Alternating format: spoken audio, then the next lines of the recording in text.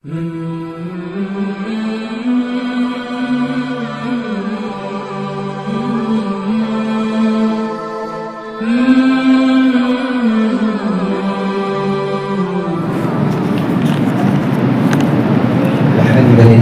وكفى والسلام على عباده الذين اصطفى أما بعد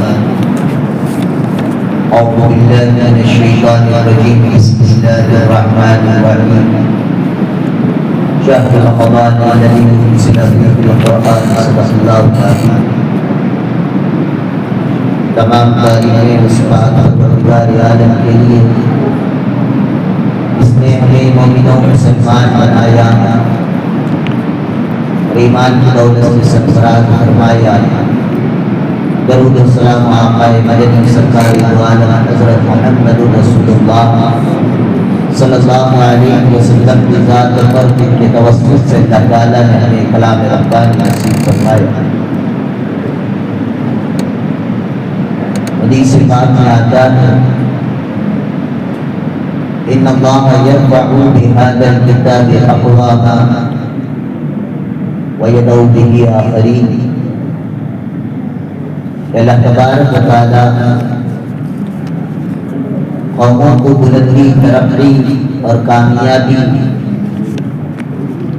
عطا فرماتے ہیں قرآن مجید کے ذریعے سے۔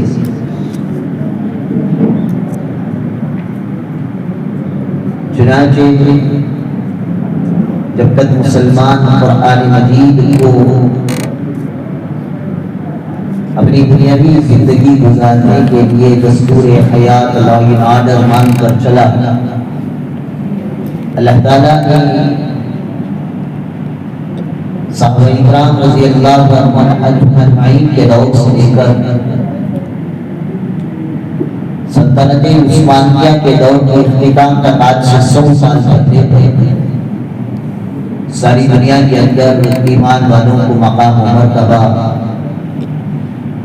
عزت و عصمت اور اونچائی و بلندی، کامیابی اور کامرانی عطا فرمایا۔ ہم لوگ سوچتے ہیں کہ قرآن ایک ثواب پہنچانے والی کتاب ہے۔ شاعر مشرق علامہ اقبال رحمۃ اللہ علیہ نے فرمایا کہ جب تک مسلمان حامل قرآن بن کر رہے تب تک اللہ تعالیٰ نے مسلمانوں کو مقام و مرتبہ نصیب فرمایا۔ اور آج ذلیل و خوار اس لیے ہے کہ ہم لوگوں نے قرآن مجید کو چھوڑ دیا ہے۔ بات چل رہی ہے قرآن مجید کے حقوق سے متعلق۔ کل بات چلی تھی جن کو پڑھنا نہیں آتا وہ پڑھنا سیکھے، یا کم از کم قرآن مجید کو یہ اللہ تعالیٰ کی کتاب ہے سوچ کر محبت سے بھی دیکھیں گے، اللہ تبارک و تعالیٰ نیکیاں اجر اور ثواب عنایت فرمائے۔ ہمارے اکابر و اسلاف میں دارالعلوم دیوبند کے اندر ایک منشی رہا کرتے تھے جن کا نام تھا منشی رحمت علی صاحب رحمت اللہ علیہ۔ یہ انگریز کے دور میں تھے، دیوبند کی تحصیلدار آفس میں ان کا منشی کا کام تھا۔ ریٹائرمنٹ کے بعد دارالعلوم دیوبند میں انہیں منشی کے کام کے لیے رکھا تھا۔ حساب و کتاب، کیشیئر، آمدنی اور اخراجات، یہ سارا حساب و کتاب دیکھا کرتے تھے۔ اور یہ تھے نانوں کا گاؤں، دیوبند سے قریب ایک چھوٹا گاؤں ہے نانوں ہوا، جہاں کے حضرت مولانا قاسم نانوتوی رحمۃ اللہ علیہ جو دارالعلوم دیوبند کے فاؤنڈر کے بانی، تو حضرت قاسم نانوتوی بھی نانوتا کے تھے اور منشی رحمت علی صاحب رحمۃ اللہ علیہ بھی نانوتا کے۔ روزانہ نانوتا سے دارالعلوم دیوبند کو یہ سائیکل کے ذریعے سے آیا کرتے۔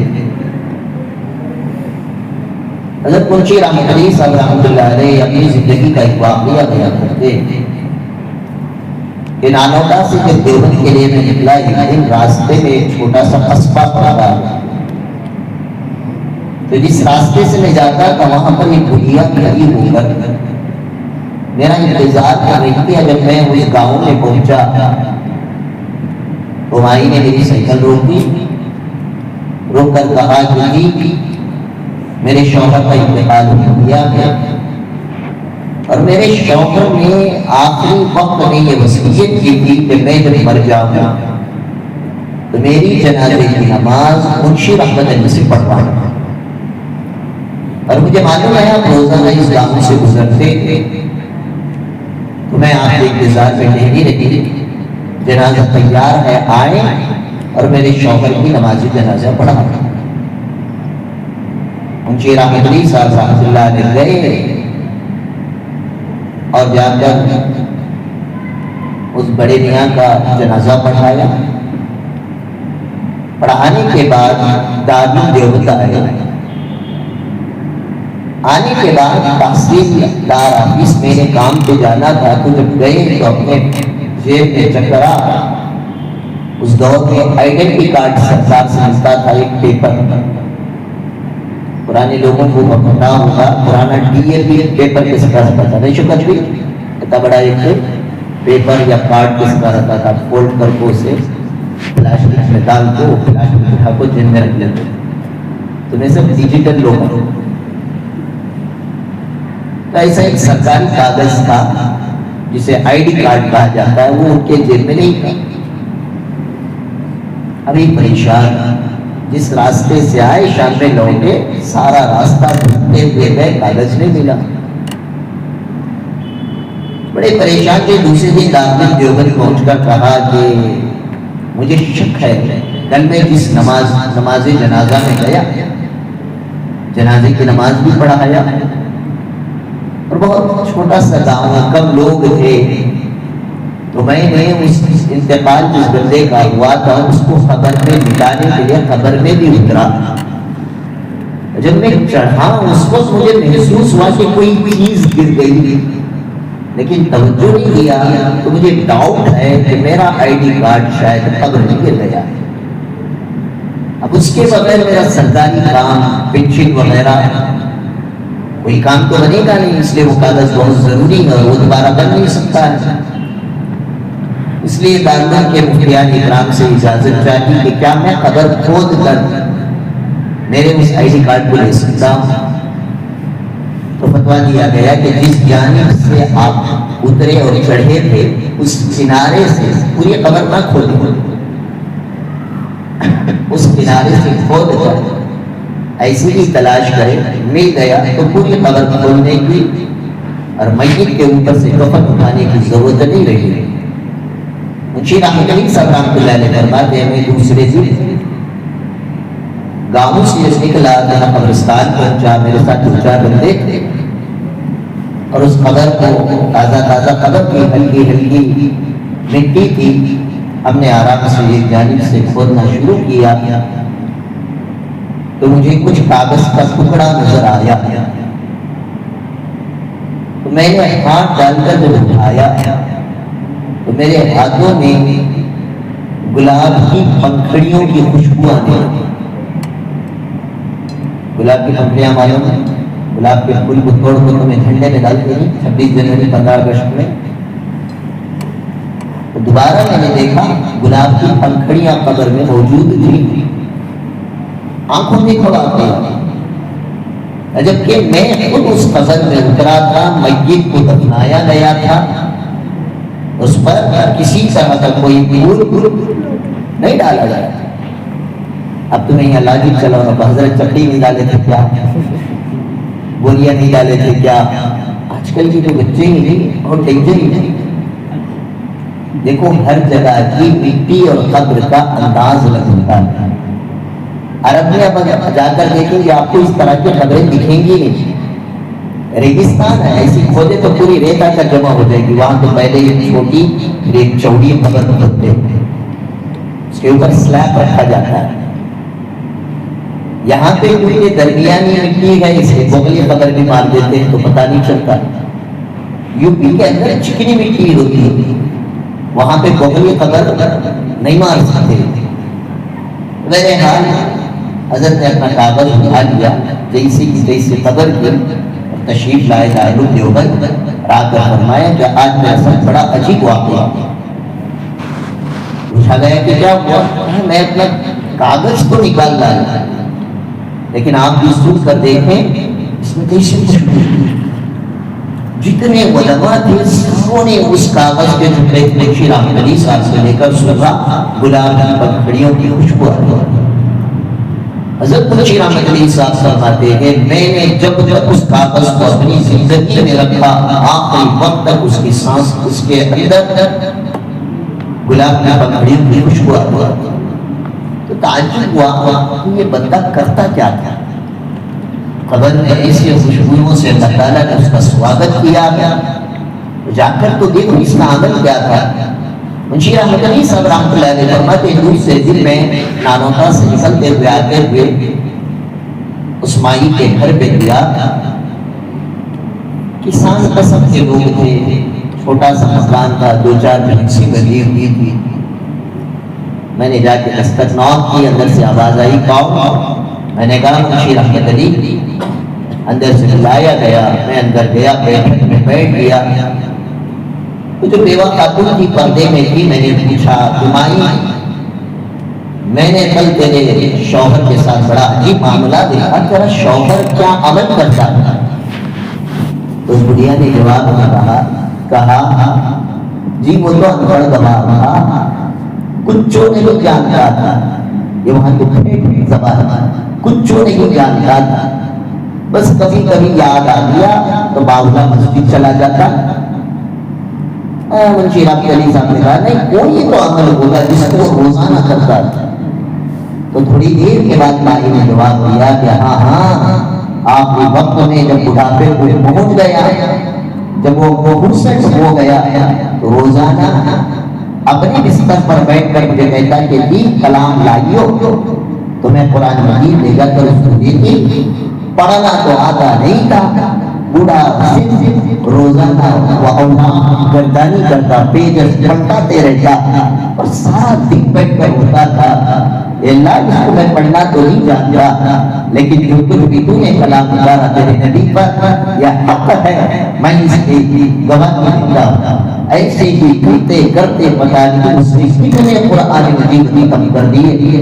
اس واقعے کو سننے کے بعد منشی رحمت علی صاحب رحمۃ اللہ علیہ فرماتے ہیں یہ قرآن سے جو اس بندے کی محبت تھی وہ محبت کا اثر یہ تھا کہ اللہ تعالیٰ نے اس کے قبر کے اندر گلاب کی پکھڑیوں سے اس کا سوال فرمایا. تو ہمیں اندازہ لینا چاہیے کہ یہ کتاب کوئی معمولی کتاب نہیں، اس کا بڑا اونچا مقام. اس کو محبت سے دیکھنے پر اللہ تعالیٰ ثواب عطا فرماتے ہیں. محبت سے دیکھ کر دل میں اس بات کا یقین پیدا کر لیں قبر میں بھی یہ کام آنے والی ذات، یہ کام آنے والی کتاب ہے. صرف دیکھنے پر اتنا اگر اللہ تعالیٰ نواز رہے ہوں تو اس قرآن کو جب پڑھیں گے، اس قرآن کو جب سمجھیں گے، اس قرآن کے مطابق کرنے اور آپ زندگی گزاریں گے اور اس قرآن کی جب دعوت و تبلیغ کریں گے اور آپ کی دعوت و تبلیغ کرنے کی وجہ سے یا آپ کے پڑھانے کی وجہ سے ایک بچہ کے در قرآن مجید پڑھنا سیکھ لیا، وہ زندگی میں کتنی نیکیاں کمائے گا، اتنا تو اسے ثواب ملے گا ہی، لیکن ہماری روحوں تک کے اللہ تعالیٰ اس کا اجر، اس کا ثواب عنایت فرماتے رہیں گے. تو غرض یہ ہے کہ یہ قرآن مجید کو اپنا وقت دے، یہ معمولی کتاب نہیں، یہ اللہ کا کتاب، یہ اللہ کا کلام ہے. جب اس کلام کو اللہ تعالیٰ اللہ کے نبی حضرت محمد رسول اللہ صلی اللہ علیہ وسلم کی پسندیدہ عبادت جسے اللہ کے نبی نے فرمایا ہے الصلاۃ قرۃ عینی، نماز میرے آنکھوں کی ٹھنڈک ہے، اس نماز کے اندر اللہ تعالیٰ نے اس کتاب کے پڑھنے کا حکم دیا ہے. اس قرآن اس کتاب کا میرے اوپر آپ پر حق یہ ہے کہ ہم ایمان بھی لائیں، اس سے محبت بھی کریں، اس کا ادب بھی کریں، اس کو تلاوت کا اہتمام کریں. جس طرح کل میں نے عرض کیا تھا ہمارے قادر واصلہ بزرگان دین قرآن مجید کو جو شوق سے پڑھا کرتے تھے اس شوق کے ساتھ میں بھی پڑھوں، آپ بھی پڑھیں، گھر کی مستورات بھی پڑھیں۔ جب یہ معمول دیکھیں گے چھوٹے چھوٹے بچے بھی قرآن یا کوئی بھی کتاب جس کو پڑھنا نہیں آتا وہ بھی دیکھ کر آپ کے وہ بہو آپ کو کاپی پیسٹ کرتے وہ بھی پڑھنے والے بن جائیں گے۔ اللہ تبارک و تعالیٰ سے دعا ہے اللہ تعالیٰ مجھے اور آپ کو قرآن مجید کو شوق کے ساتھ پڑھنے کی توفیق عطا فرمائے۔ سوال، اگر سحری کے وقت کھانے کے بعد دانتوں میں کچھ گوشت سبزی وغیرہ پھنس گئی تو پھر سحری کا وقت ختم ہو جائے، پھر اس کو نکال سکتے ہیں یا نہیں؟ بخاری لکھا ہے کہ دانتوں میں اگر کھانے کی کوئی چیز پھنس گئی تو اسے نکال کر پھونک دیں، نگلنے سے روزہ جاتا رہے گا، نکال کر پھونک دینے سے نماز روزہ بھی نہیں ٹوٹے گا، اور اس طرح نکال کر پھونک دینے کی اجازت ہے۔ اور اگر نکالتے وقت اگر وہ لقمہ پیٹ کے اندر چلا جائے تو کیا روزہ ٹوٹ جاتا ہے؟ خود بخود نہیں جاتا۔ کون سا ہے دیکھیے لکھ کر رکھ لو، وہ لقمہ نہیں، انہیں نکل کر سیدھی پیس کہ کہاں بڑا کھالے رہنے جاتا، ایک چنے سے زیادہ تو دانت میں تھوڑا تھوڑا نکلتا ہے۔ اگر سوپ اور نیم مرچ نکل تو اندر چلے گا تب تو مسئلہ نہیں، جان بوجھ کر نکالتا کھا رہا ہے، تب یہاں پہ کوانٹٹی دیکھی جائے گی، کوانٹٹی کیا ہے، ٹیسٹ کیا ہے وغیرہ دیکھا جائے گا۔ اس لیے خود بخود نکل کر تو خود نہیں جاتا جب تک آپ خود لے کر نہیں جاتے ہیں، تو لے کر نہ جائیں، پھونک دیں، روزہ بھی باقی رہے گا۔ کوئی آدمی چوری کا مال لا کر اسے بیچ دے اور ہم اسے پیسے سے خرید لے تو کیا ہم بھی گناہ میں جائیں گے؟ جی ضرور جائیں گے، جبکہ آپ کو معلوم ہے کہ یہ مال کون سا ہے؟ چوری کا۔ اور چوری کا مال جب لیں گے تو انہیں بھی کہیں لے رہا ہے 100 کا مال 50 میں مل رہا ہے کرتے، تو یہ چوری کا مال ہے۔ چوری دیکھو، جو چیز استعمال کرنا حرام وہ چیز بیچنا بھی حرام، وہ چیز خریدنا بھی حرام۔ حضرت میں شراب پیتا نہیں، خالی بیچتے سے، شراب پینا بھی حرام، شراب کا بیچنا بھی حرام، شراب کا خریدنا بھی حرام۔ تو چوری کرنا جب حرام ہے تو چوری کا مال لینا بھی حرام۔ آج بھی تراویح کے اندر آئے ہیں دوسری قرآن میں اللہ نے فرمایا چوری کرنے والا مرد اور چوری کرنے والی عورت ان کے ہاتھوں کو کاٹ دیا جائے۔ شریعت میں قانون ہے چوری کرنے والے کے لیے کہ اس کے ہاتھ کو کاٹا جائے۔ اور آج ہی تراویح کے اندر ایک اور آیت بھی پڑھی گئی، تعاونوا علی البر والتقوی ولا تعاونوا علی الاثم والعدوان، بھلائی کے اور تقوی کے کاموں میں ایک دوسرے کی مدد کرو اور گناہ کے اور دشمنوں کی کاموں میں، برائی کے کاموں میں ایک دوسرے کی مدد نہ کرو۔ چور چرا کو لایا کوئی لے رہا ہے تو اس کی مدد بھی ہو گئی، شریعت میں ناجائز ہے۔ چوری کرنا حرام، چوری کا مال خریدنا بھی حرام ہے، اس لیے چوری کا مال معلوم ہو گیا تو لینا نہیں چاہیے۔ دوڑ رہا تو بھی حضرت معلوم نہیں سے لے جا کر بولنا کو، دوڑ رہا تو بھی پہلے معلوم کرنا، اس کے بعد لینا، اس کے بعد استعمال کرنا۔ یہ گھڑی بھی دیکھ نہیں کہ پہلے استعمال کرو، یہ دین ہے، شریعت ہے، پہلے آپ وشواس کرو اس کے بعد اسے خریدو۔ اللہ تبارک تعالیٰ سے دعا ہے اللہ تعالیٰ مجھے اور آپ کو حلال طیب پاکیزہ روزی عطا فرمائے۔ سبحان اللہ وبحمدہ، سبحانک اللہم وبحمدک، واشہد ان لا الہ الا انت، واستغفرک واتوب الیک۔ سبحان ربک رب العزۃ عما یصفون، وسلام علی المرسلین، والحمد